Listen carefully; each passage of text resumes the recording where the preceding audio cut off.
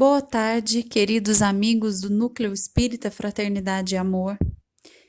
É com muita satisfação que nós iniciamos mais uma tarde de estudos da nossa casa tão querida. Hoje, a nossa amiga Sara Marques falará um pouquinho sobre a vida e obra de Jerônimo Mendonça. Eu vou fazer uma leitura para a gente poder iniciar os trabalhos do livro Agenda Cristã. Com Jesus. A renúncia será um privilégio para você. O sofrimento glorificará sua vida. A prova dilatará seus poderes. O trabalho constituirá título de confiança em seu caminho. O sacrifício sublimará seus impulsos. A enfermidade do corpo será remédio salutar para sua alma. A calúnia lhe honrará a tarefa. A perseguição será motivo para que você abençoe a muitos. A angústia purificará suas esperanças. O mal convocará seu espírito à prática do bem. O ódio desafiar-lhe-á o coração aos testemunhos do amor. A terra, com seus contrastes e renovações incessantes, representará a bendita escola de aprimoramento individual, em cujas lições purificadoras deixará você o egoísmo para sempre esmagado. Uma leitura aleatória, mas que tem muito a ver com a vida e a obra de Jerônimo Mendonça. Vamos então fazer a nossa prece, que vai ser feita pelo Carlos Gomes, para que a gente possa iniciar os trabalhos dessa tarde.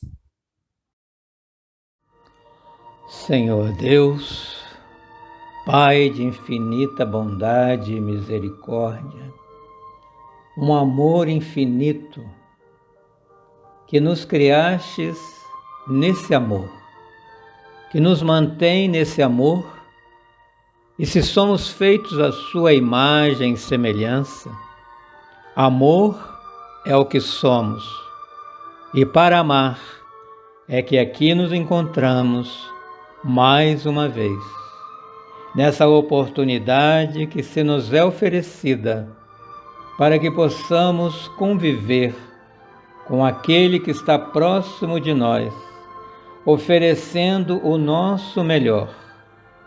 E não temos nenhuma justificativa para não fazê-lo, porque entre nós existem aqueles exemplos de luz, como nosso irmão Jerônimo Mendonça, que tendo limitado todo o seu corpo, o espírito resplandecendo amor, ajudou a tantos e quantos pôde servir, não medindo esforços para o país afora, ir levando a tua palavra, assim como Paulo, o timorato do Evangelho, que levou a tua palavra, mesmo sofrendo todo o desgaste que um corpo humano pode sofrer, e ainda sendo apedrejado e quase morto por aqueles que não querem receber a luz. Agradecemos por estarmos encarnados nesse instante e podermos também fazer a nossa parte, aquilo que nos é atribuído fazer, amar aqueles mais próximos e ir estendendo esse amor a tantos e quantos assim o pudermos, porque ao amarmos o próximo, a experienciarmos esse sentimento, sentimos a tua presença em nós e assim possamos entender a vida, olhar o infinito e dizer: graças a Deus.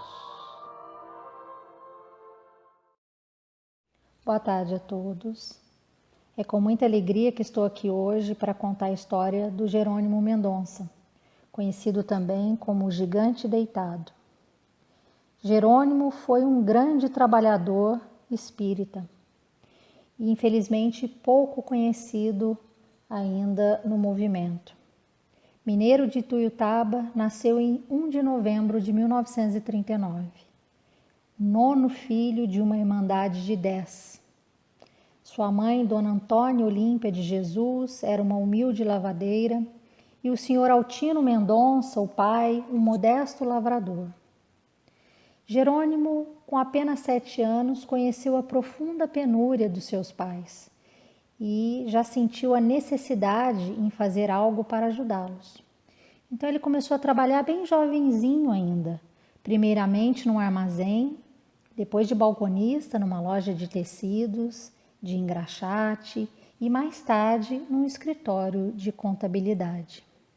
Ele teve uma infância muito feliz, adorava jogar futebol, mas tinha uma saúde frágil. Ele vivia sempre anêmico e desde muito cedo ele sentia algumas dores nas articulações.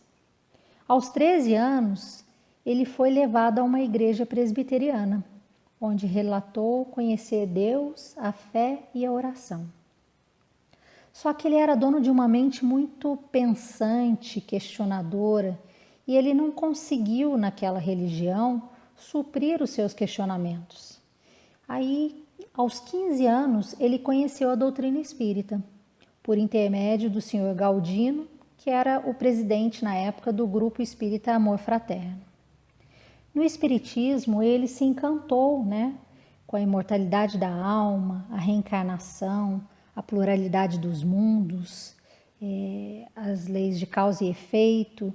Tudo isso deu um novo sentido à vida dele.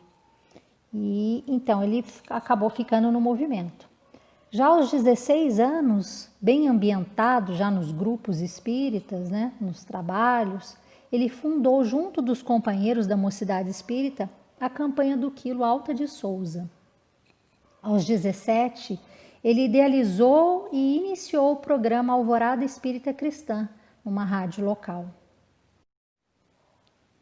Mais tarde, Jerônimo fundou os Centros Espíritas Ceareiro de Jesus e Manuel Augusto da Silva, e também a creche Lar Espírita Pouso do Amanhecer.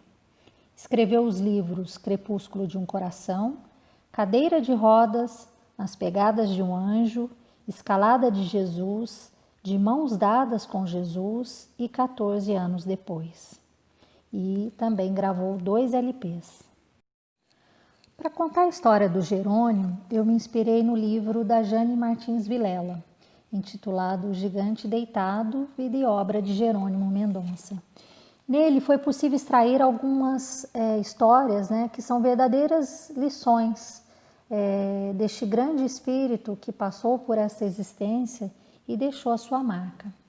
Eu vou começar pela lição do engraxate, que conta que, quando criança, o Jerônimo trabalhava numa engraxataria, e certo dia sentou-se à sua frente um sargento.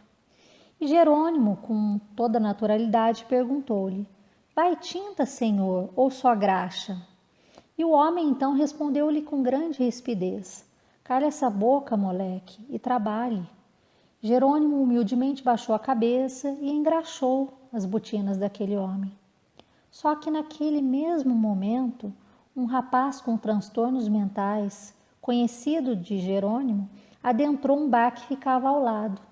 E antes que o colocassem para fora, Jerônimo puxou o rapaz para fora, fez com que ele se sentasse na calçada, correu até o balcão, pediu um pão com manteiga e um café com leite e levou para o rapaz. E Jerônimo volta para terminar de lustrar as botinas do sargento. E quando ele termina, o sargento paga-lhe e dá-lhe uma generosa gorjeta. Levanta e diz: "Garoto, você me deu hoje uma grande lição." Então, isso é para mostrar que às vezes uma pessoa que expresse rudeza pode ser simplesmente um irmão em dificuldades, Condenações nem sempre despertam, mas um gesto nobre sim. Então a gente vê o tamanho já daquele espírito, embora num corpo pequeno, mas ele já dava demonstrações da sua grandeza espiritual. Quando jovem, o Jerônimo ele se apelidava de Tarzan, Muito alto e de porte atlético, ele se olhava no espelho e, envaidecido, falava a si mesmo: "Ê, Tarzan!" Certa ocasião, um palestrante espírita de outra cidade, ele veio fazer uma palestra no centro que Jerônimo fazia parte. E no meio da oratória, o palestrante disse: "Venho trazer um recado a um Tarzan que está na plateia."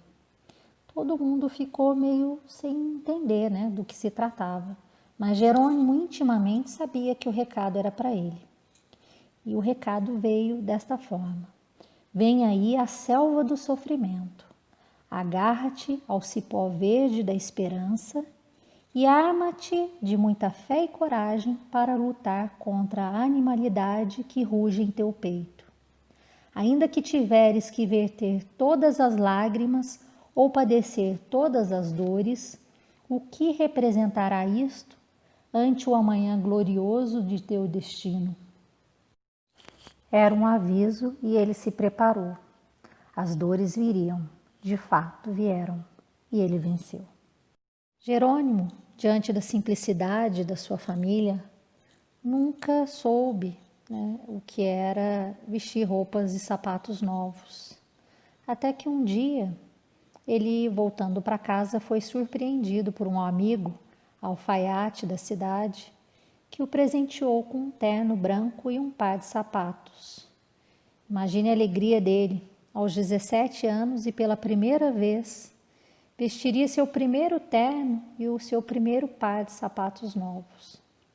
Ele chegou muito feliz em casa, tomou um banho, vestiu seu novo traje e foi ao cinema assistir à estreia do filme O Vento Levou. Cinema lotado, ficou em pé durante toda a sessão. E este filme tem mais de 3 horas de duração. Ao término, ele teve que ser carregado de volta para casa. Tamanho era o inchaço das suas pernas e pés. O terno de presente que o havia deixado tão feliz naquela tarde tivera de ser cortado à tesoura para que seus pés e pernas pudessem dele sair. O primeiro diagnóstico de artrite chegou naquele dia, junto de grandes dores nos quadris e articulações, e os 3 primeiros meses de leito. Com a chegada da artrite, Jerônimo passou a usar muletas, depois foi para a cadeira de rodas e posteriormente para o leito anatômico, onde tetraplégico permaneceu por mais de 30 anos.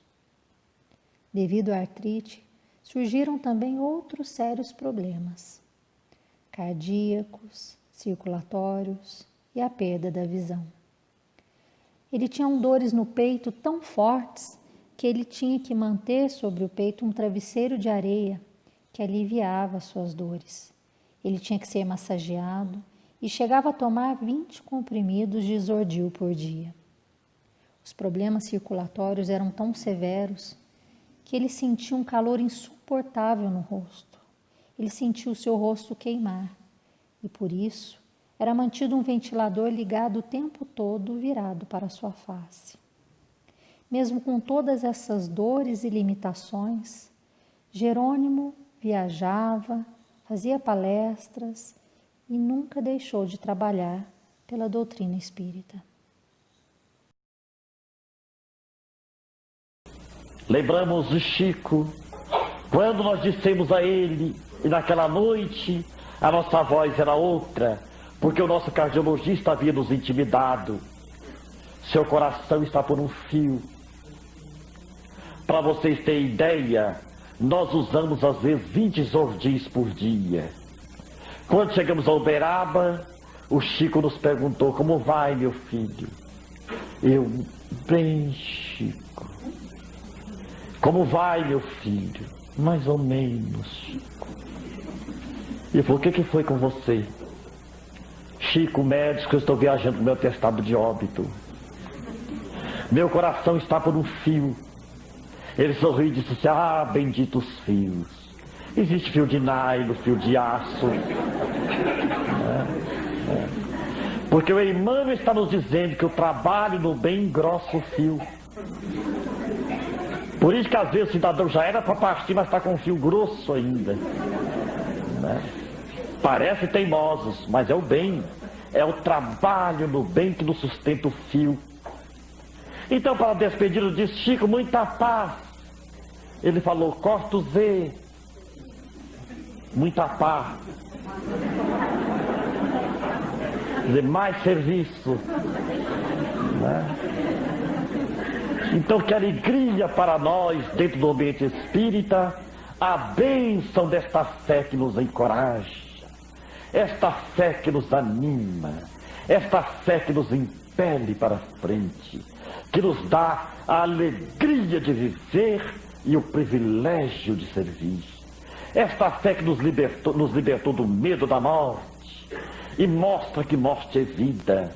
E eu me lembro de uma trova do Cornélio Pires que diz assim: no túmulo de João de Souza, li a seguinte inscrição: no túmulo de João de Souza, aqui finalmente descansa quem nunca fez outra coisa. Sem dúvida, a marca registrada do Jerônimo era o seu bom humor. E tem uma história que aconteceu no cinema que ilustra bem isso. Ele, antes de ficar cego, ele gostava muito de ir ao cinema. E havia disputa para ver quem o levaria, pois quem carregasse a cama não pagava a entrada.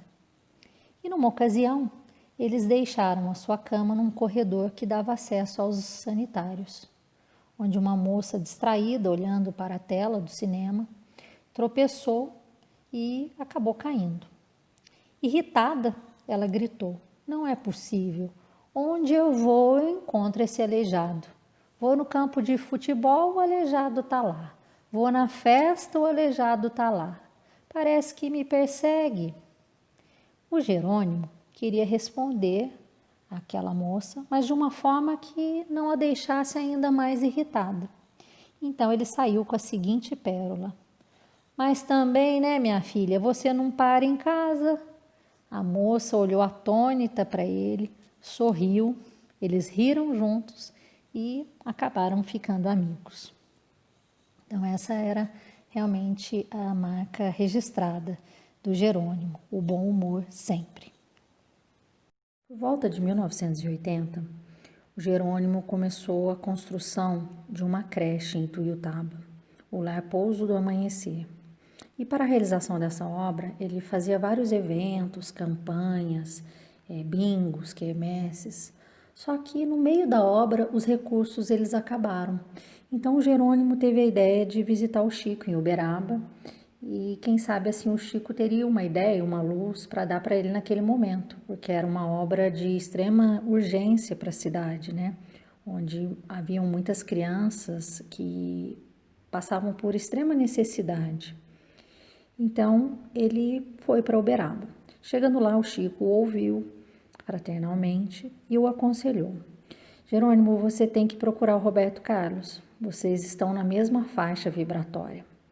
O Jerônimo, encabulado, falou: mas como assim, Chico, eu procurar o Roberto Carlos? E o Chico reforçou: sim, você tem que procurar o Roberto Carlos, porque vocês estão na mesma faixa vibratória.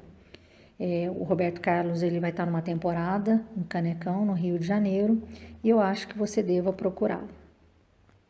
O Jerônimo voltou para casa, ficou pensativo e falou: se o Chico me falou isso, ele sabe das coisas. Então, ele conversou com seu irmão, que dirigia a perua Kombi, reuniu mais alguns amigos e seguiram para o Rio de Janeiro, 18 horas de viagem. Chegaram na frente do Canecão, parou aquela perua Kombi, aí os amigos retiraram, né, aquele leito de dentro da perua Kombi. Foi quando o Jerônimo ouviu uma voz falando o seu nome. Olha lá o Jerônimo, né? E aproximou-se dele um rapaz. E esse rapaz lhe disse: Jerônimo, eu te conheço, eu acompanho o seu trabalho, eu sou espírita. O Jerônimo, um tanto surpreso, né? Falou para o rapaz: olha, nós estamos aqui que eu preciso muito falar com o Roberto Carlos. Aí esse rapaz falou para o Jerônimo: fica tranquilo, eu sou o gerente do Canecão. Eu vou lá dentro falar com o Roberto e já volto aqui. O rapaz entrou no Canecão e, passado alguns minutos, voltou e falou para o Jerônimo: olha, Jerônimo, o Roberto Carlos mandou recebê-los, colocá-los nos nossos melhores lugares, que ao término do show ele vai falar com vocês. E assim foi. Quando acabou o espetáculo, né, o Roberto foi falar com o Jerônimo. E o Jerônimo estava um pouco nervoso, né, sem saber como começar a conversa.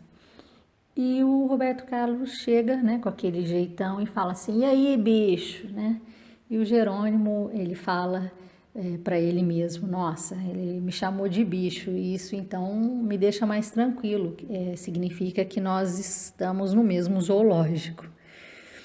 E o Roberto Carlos o ouve atentamente e pede a ele para procurá-lo no dia seguinte no seu apartamento às 15 horas. E no dia seguinte, como combinado, o Jerônimo foi até o apartamento do Roberto Carlos. E chegando lá, o Roberto Carlos deu-lhe um cheque de 1 milhão de cruzeiros. Isso em 1983 era um valor considerável, né, que deu para terminar a obra, deu para reformar o centro espírita e ainda ajudou algumas instituições da cidade. Naquele momento nasceu uma grande amizade. O Roberto Carlos, sempre que possível, ele auxiliava o Jerônimo com esta creche, né? E até falam que a música A Montanha foi inspirada na história do Jerônimo. Então, essa é uma história muito bacana e que não poderia ficar de fora dessa apresentação. Jerônimo Mendonça era extremamente perspicaz e dono de um bom humor excepcional. Neste livro foi possível reunir algumas pérolas ditas por ele. Certa vez, perguntaram a ele se ele era casado e ele respondeu: casei com o espiritismo no civil e com a dor no religioso. Uma outra oportunidade, perguntaram a ele se ele era médium e ele respondeu: sou médium de defeito físico e quem me carrega é médium de transporte. Quando o elogiavam, o chamando de grande trabalhador, ele humildemente respondia: sou só um aprendiz de servidor, frase atribuída a André Luiz. E ele continuava: grande trabalhador é o Chico Xavier. Naquela época, ele era sempre confundido com o Chico Xavier, dois mineiros, né, que trabalhavam no movimento espírita. Então ele respondia humildemente: Chico Xavier é uma estrela e eu sou um simples sapo na beira da lagoa. Ele, naquele tempo, tinha o hábito de visitar Chico em Uberaba. E algumas vezes ele encontrava o Divaldo por lá. Ele assistia à palestra do Divaldo e ao final, muito animadamente, ele dizia ao Divaldo: Divaldo, você é ovacionado, aplaudido de pé, mas quem sai sempre carregado sou eu. Numa outra oportunidade, ele estava dando uma entrevista e o repórter o perguntou: Jerônimo, o que é felicidade? Ele pensou por alguns instantes e respondeu: meu filho, felicidade para mim, que estou há mais de 30 anos deitado neste leito, seria me virar de bruços. Então, veja bem, nessas pérolas ele nos dá várias lições, né? Lições de humildade, lições de resignação, paciência, sem nunca perder o bom humor. Por volta de 1960, quando Jerônimo ainda enxergava, ele quase desencarnou. Ele teve uma hemorragia acentuada nas vias urinárias que nada a fazia parar. E ele chegou até a ser hospitalizado. O médico que cuidava do Jerônimo na época falou que dificilmente ele sairia daquela situação. e os amigos, um tanto apreensivos quanto àquele quadro, e sabendo da amizade dele com o Chico, resolveram levá-lo até Uberaba. E o médico os desencorajou, né, falando que ele não aguentaria uma viagem, que ele desencarnaria no meio do caminho, e se ele fosse de carro. E como Jerônimo era muito querido na região, muito conhecido, os amigos arrumaram um aviãozinho para levá-lo até Uberaba. Chegando lá, Chico, vendo o amigo vermelho de sangue, disse: "Olha só quem está nos visitando, o Jerônimo. Está parecendo uma rosa vermelha. Vamos todos nós dar um beijo nesta rosa, mas com muito cuidado para ela não despetalar." Então, um a um dos companheiros passavam por Jerônimo e lhe davam um suave beijo no rosto. Ele sentia aquela vibração de energia fluídica que recebia em cada beijo. E, finalmente, o Chico deu-lhe um beijo, colocando-lhe a mão no seu abdômen, e permaneceu assim por alguns minutos. Era a sensação de um choque de alta voltagem saindo da mão do Chico, que o Jerônimo percebeu naquele momento, e a hemorragia parou. E o Chico então diz a Jerônimo: "Jerônimo, você sabe o porquê desta hemorragia? Foi porque você aceitou o coitadinho. Coitadinho do Jerônimo, coitadinho. Você desenvolveu a autopiedade, Jerônimo. Você começou a ter dó de você mesmo, e isso gerou um processo destrutivo. O seu pensamento negativo, fluidicamente, interferiu no seu corpo físico, gerando esta grande lesão. Doravante, Jerônimo, vença o coitadinho, tenha bom ânimo, alegre-se, cante, brinque, para que os outros não sintam piedade de você." Jerônimo, então, seguiu o conselho do amigo e, a partir de então, após as suas palestras, ele cantava, contava histórias hilariantes sobre as suas dificuldades. E a maioria das pessoas esquecia nestes momentos que ele era cego e paralítico. E ele tornava-se igual aos outros, tão sadio quanto. E ele sobreviveu a este episódio por mais 30 anos, né? Porque ele venceu o coitadinho. Que essa história, né, nos seja um exemplo para que nós, nos momentos mais difíceis, tenhamos bom ânimo e que a gente sempre vença a nossa tendência natural de autopiedade e de desânimo.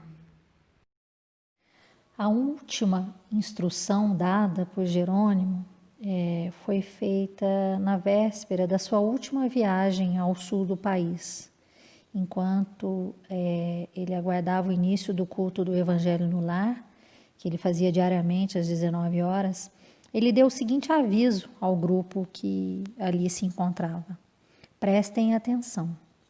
Todas as vezes que eu emito um parecer, uma opinião, é sempre pura e simplesmente baseado em Kardec. E outra coisa, sempre que vocês estiverem em dúvida quanto à atitude que devam tomar, pensem: como agiria Jesus se estivesse em meu lugar?" Olha que grande ensinamento, né? E serve para nós, né? Diante de qualquer atitude que nós devemos tomar, fazer essa reflexão, né? Será que Jesus agiria como eu, se estivesse em meu lugar? Então fica aí essa reflexão. Jerônimo Mendonça desencarnou no dia 26 de novembro de 1989. Ele acabara de chegar do sul do Brasil, onde fora palestrar. Voltou cansado, com a voz um pouco débil. Na véspera, ainda fez a campanha de angariação de donativos costumeira, por telefone. Uma irmã dedicada ficou de plantão, cuidando dele até por volta das 4 horas da manhã. Às 5 horas da manhã, ela achou estranho o Jerônimo ainda daquele jeito, tão quieto. Foi ver e ele já havia desencarnado. Como um pássaro, libertou-se. Alçou o voo, sem se queixar, tranquilo, sereno, como sabíamos que seria a desencarnação desse grande homem, gigante deitado no leito que o prendia. Para encerrar a apresentação desta tarde, eu gostaria de sugerir àqueles que puderem ler a biografia do Jerônimo Mendonça. Nela, há histórias de vida, superação, resignação, paciência, histórias que nos confortam e enchem nossos corações de esperança. Jerônimo viveu 50 anos. Destes, mais de 30 foram vividos num leito anatômico. As limitações físicas jamais o impediram de trabalhar. As dores constantes nunca sucumbiram o seu entusiasmo pela vida ou abalaram o seu bom humor. Somente um espírito gigante, no que tange a superioridade moral, venceria uma existência de provas e expiações com tamanha galhardia. Aproveito a oportunidade para ler uma mensagem que foi encontrada nos seus pertences após o seu desencarne, gravada numa fita cassete. A mensagem é a seguinte: nós temos a nossa raiz no chão lodoso do nosso passado. Nós somos uma somatória de experiências, trazemos muitos erros do passado. Não existe obsessor que resista ao trabalho. Quando estivermos para cair em desespero, por qualquer motivo, o remédio é trabalhar mais, que o obsessor não nos pega. Não podemos exigir que o homem durma ladrão e acorde um Francisco de Assis, porque já fizemos tudo de mal. A má palavra tem efeitos colaterais. Devemos ter muito cuidado com o que falamos e como falamos. Nós devemos sempre ver o lado bom das pessoas. Devemos levar em conta os benefícios que a pessoa já prestou a alguém. Estamos sempre vendo o lado menos feliz das pessoas. São falhas humanas graves. Nas coisas mais simples da vida é que encontramos as lições mais complexas. Atendamos o telefone com calma. Não sabemos quem está do outro lado da linha e qual o problema da pessoa. São com estas palavras que a gente encerra. E eu desejo a todos uma tarde de muita luz, de muita reflexão, de muito amor e que Jesus nos abençoe hoje e sempre. Que assim seja. Muito obrigada. Graças a Deus.